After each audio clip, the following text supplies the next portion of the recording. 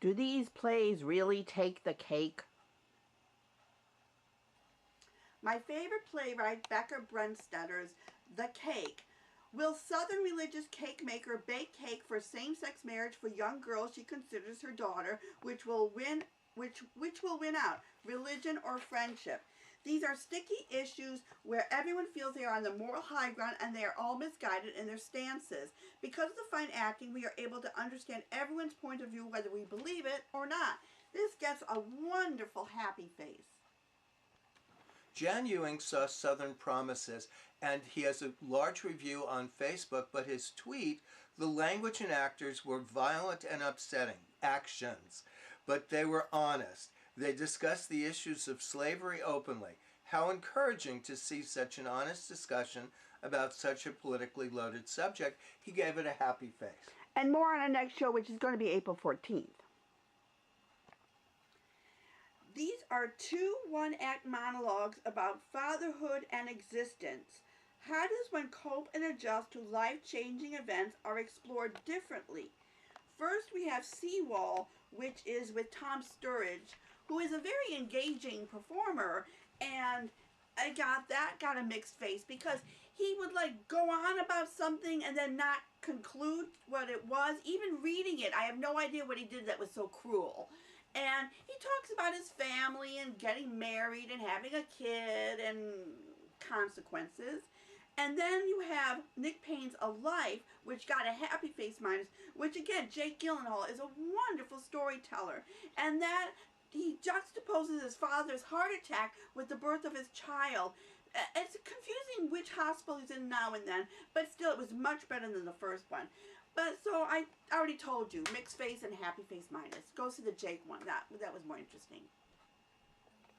Jeremy O. Harris's new play Daddy is at the Signature Theater Complex. It's a melodrama directed by Danya Traymore, and it concerns a very rich middle-aged white man played by Alan Cumming, who's a collector of art, and he collects a young black artist played by Ronald Pete. Their relationship seems to become about father-son because the artist never really knew his father.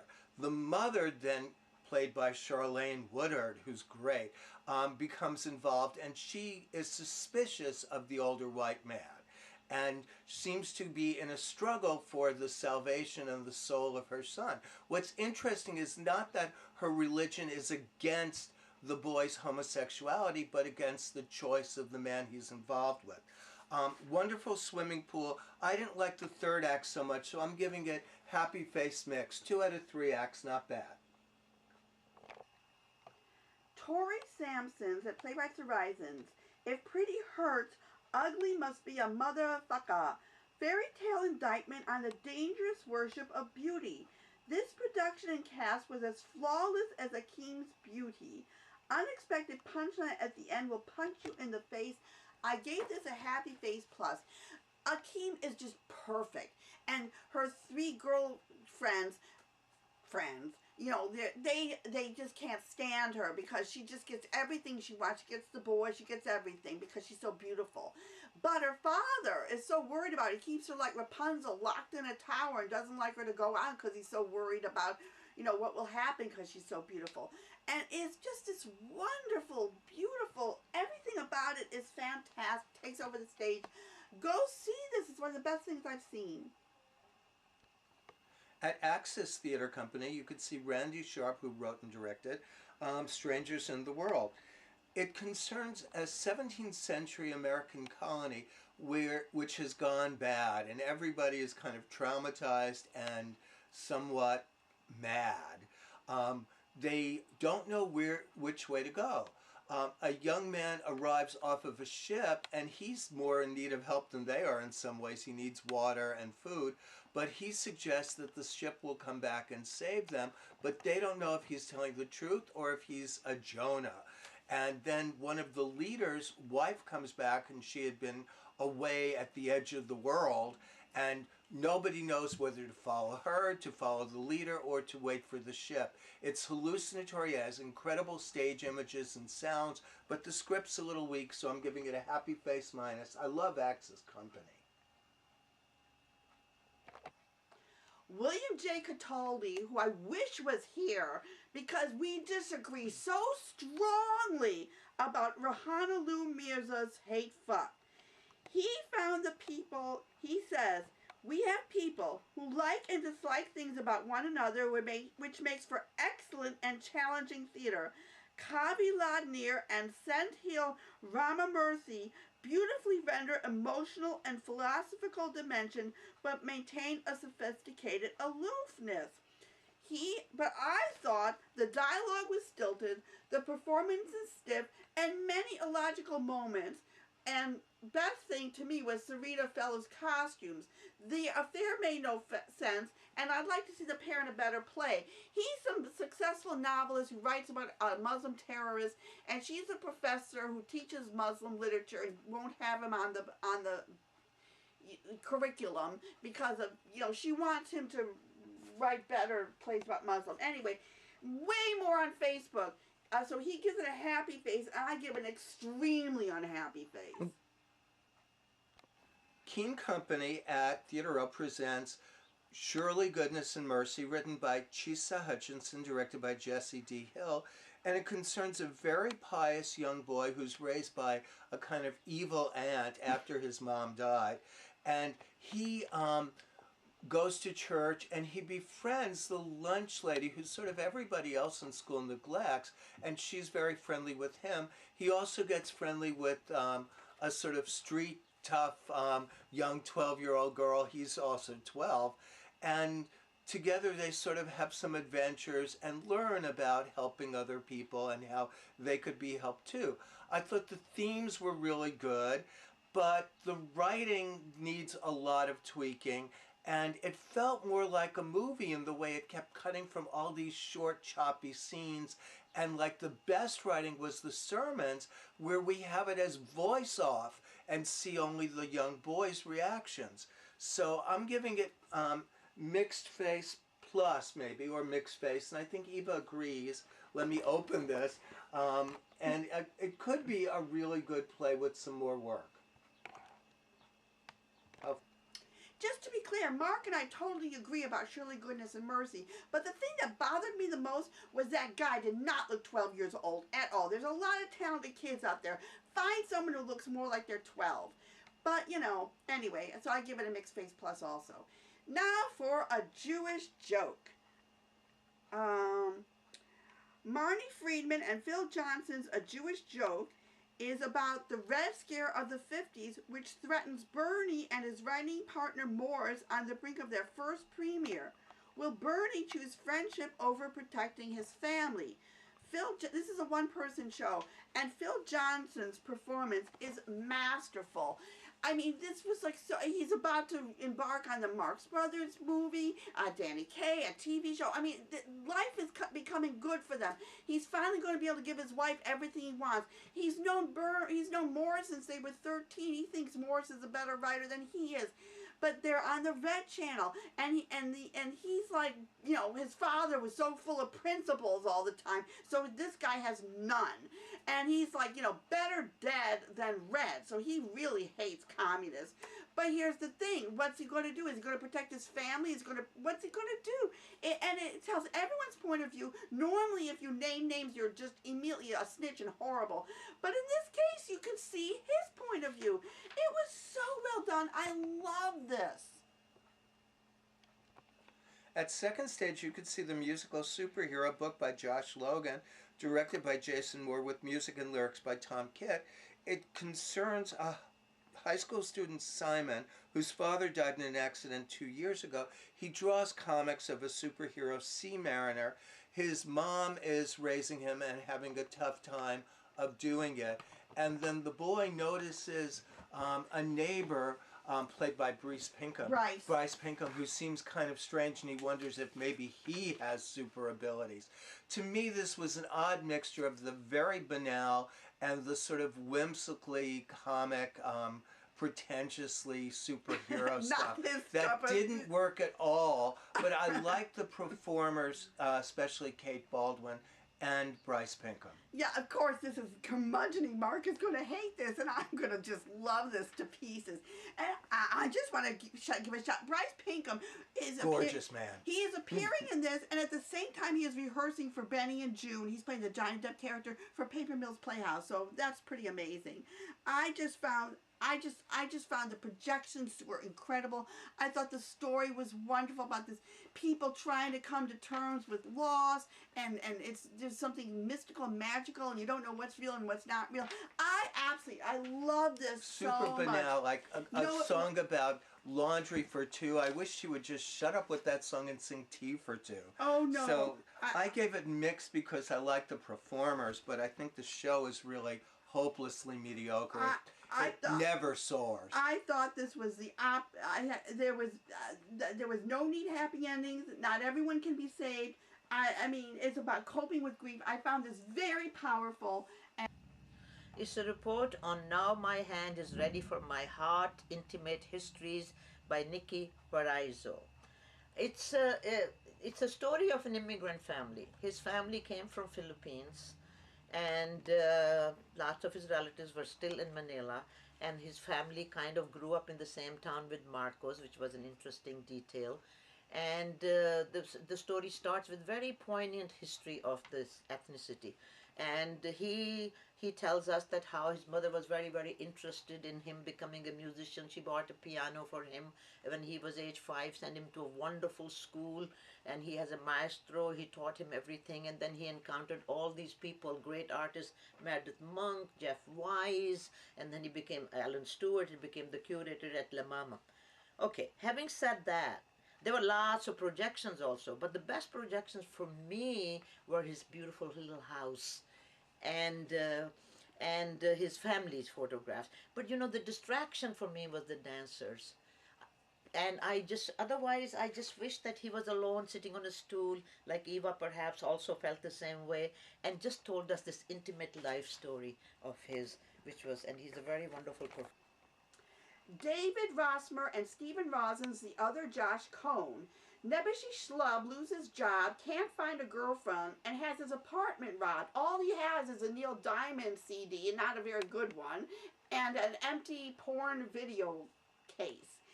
And he gets a letter that's addressed to the Josh Cohen, but it's not him. But he doesn't know that. Will this reverse his bad fortune? So Rossmer and Rossen play narrative Josh Cohen and actual Josh Cohen, so they have dialogues with each other. It's very cute.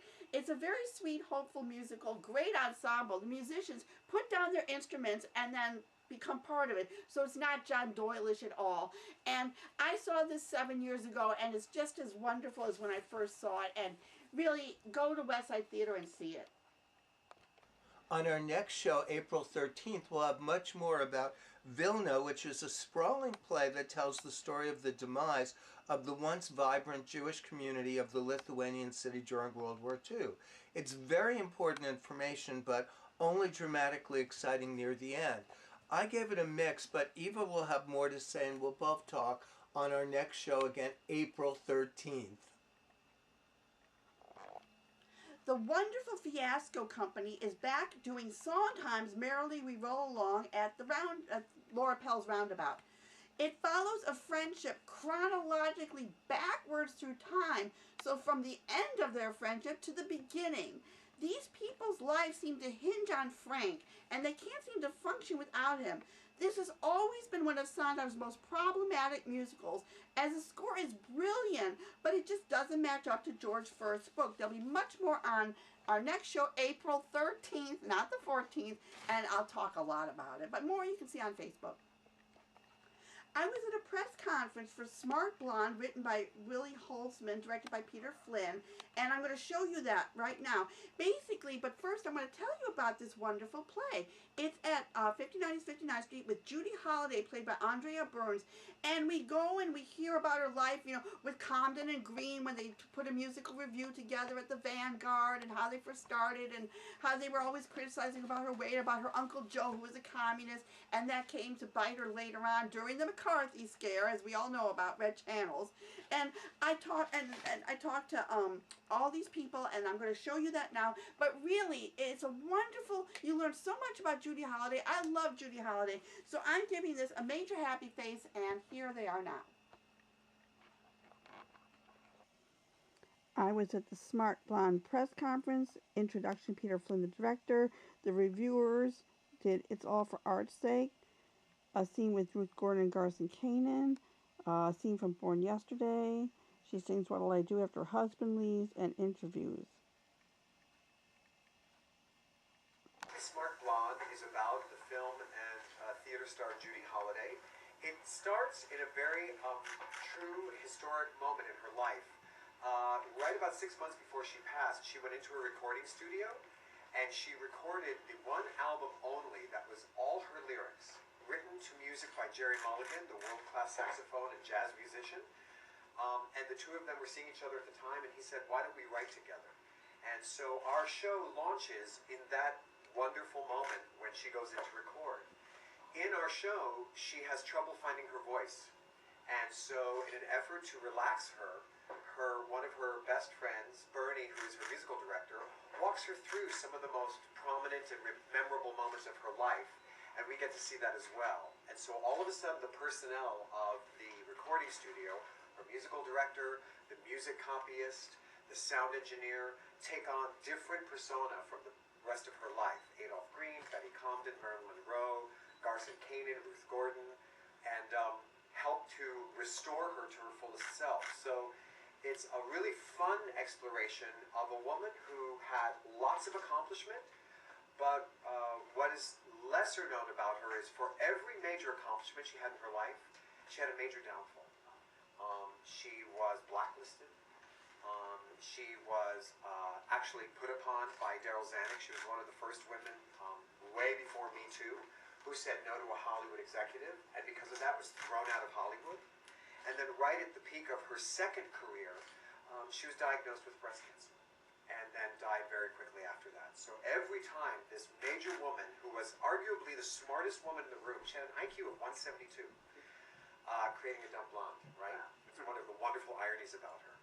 Every time she reached a moment of major triumph, life handed her a downfall and a consequence.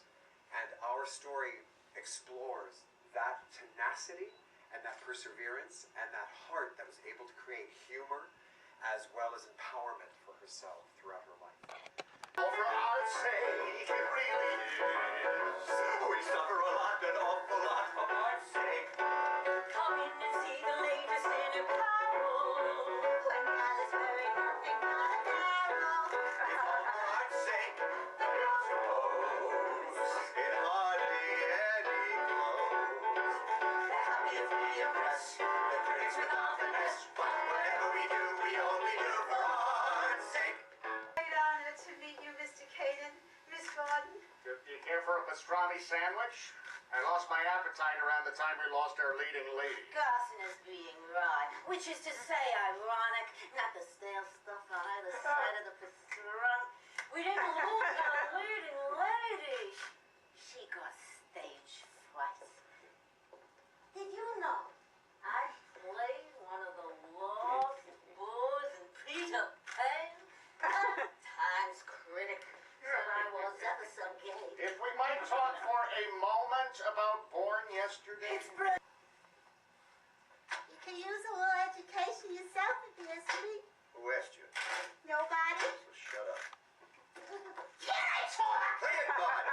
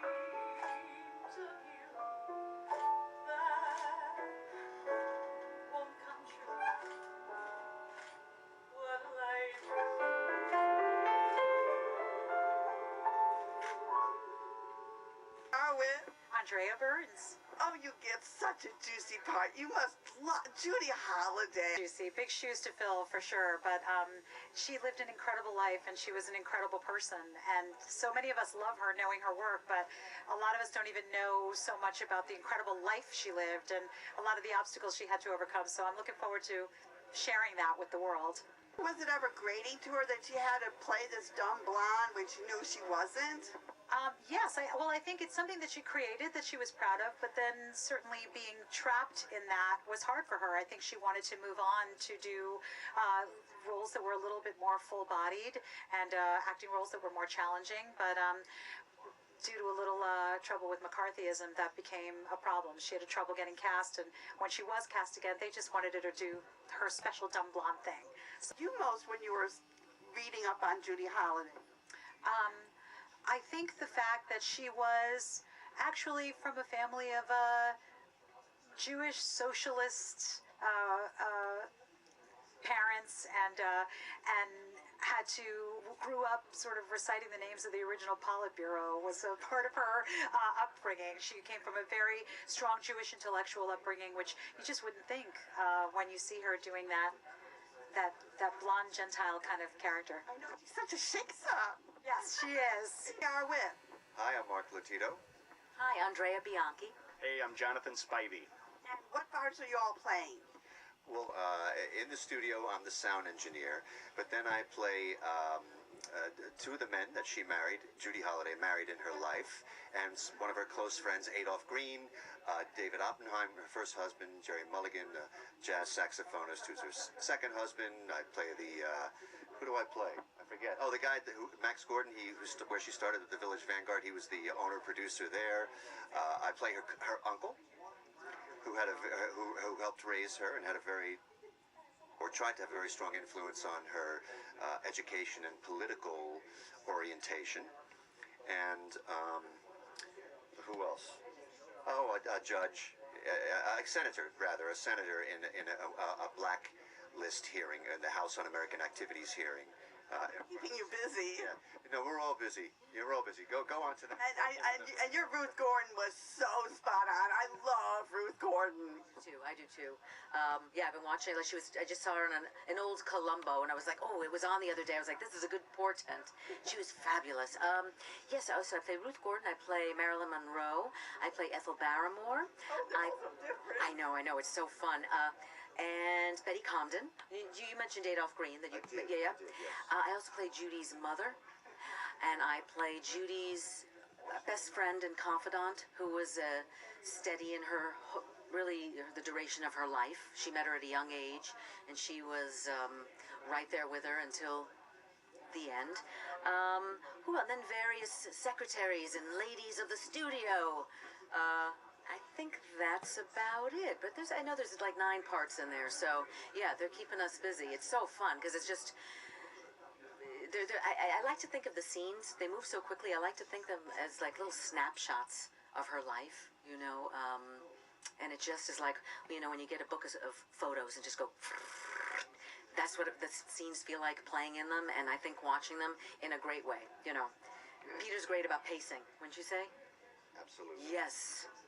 So. Hey, I'm Jonathan. I, like my 2 cohorts here, play 1,000 different parts. I play Harry Cohn, who was the studio executive for Columbia Pictures. I play Daryl Zanuck, who was the studio executive for MGM, another studio exec. I play Judy Holliday's father, Abe, who was sort of not the nicest guy, but a really important part of what she became. I play Garson Kanan, who, of course, was not only a brilliant mind, but also the author of Born Yesterday, which is the play that sort of shot Judy to fame. I play Bernie Layton, who was a jazz pianist, and in our story, a studio musician who was her musical director and sort of confidant as well. And then there's some other scattered folks that pop up too. The scenes are very cinematic. You don't really sit in any of them for too long, so you get quick snapshots of a lot of different people that influenced her life, and we're doing our best to fill those snapshots as best we can over what are essentially 2, 3, 5-minute scenes. Are we? Willie Holtzman. And you wrote Smart Blonde. You asked why I was intrigued with her. She fought all the fights that women are fighting today. If you went down a Me Too checklist, unfortunately, she experienced all that, and she did it with dignity and courage and tenacity, and just. Jan Ewing's review of Preston Max Allen's We Are the Tigers. With the new school year comes a new beginning for the Tigers, the worst-ranked high school cheerleading team in the state. Riley, the new captain, rallies the girls for a fresh start at the annual team sleepover, but the night takes a bloody turn. Neat, clever mini-Broadway musical at off-Broadway prices. Kids will love it and adults will wonder why they ever cared about such evanescent things. Way more on Facebook. He gives it a happy face. The full Smart Blonde press conference you can find on YouTube, Eva Heinemann, and this is where the plays were that we saw, and some we would like to see, but we don't get a chance to, like looking for Leroy. And there's a longer review of We Are the Tigers on Facebook, and all the other reviews you can find on Facebook, way longer.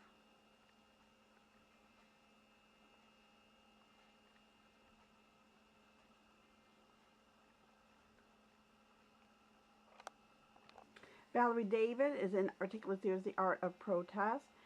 York Benefit, I Do, a revised version. Inside Broadway is honoring Cheetah Rivera. Soundbites at Merkin Hall. Jazz Goes to Movies at Kingsborough.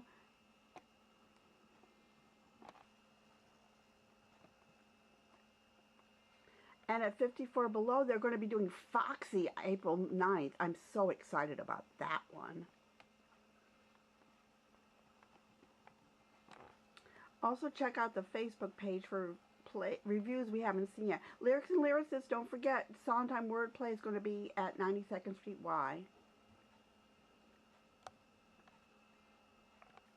You should subscribe to our YouTube channel, which is under Eva Heinemann, and also Facebook, because that's all much information that you'll ever need.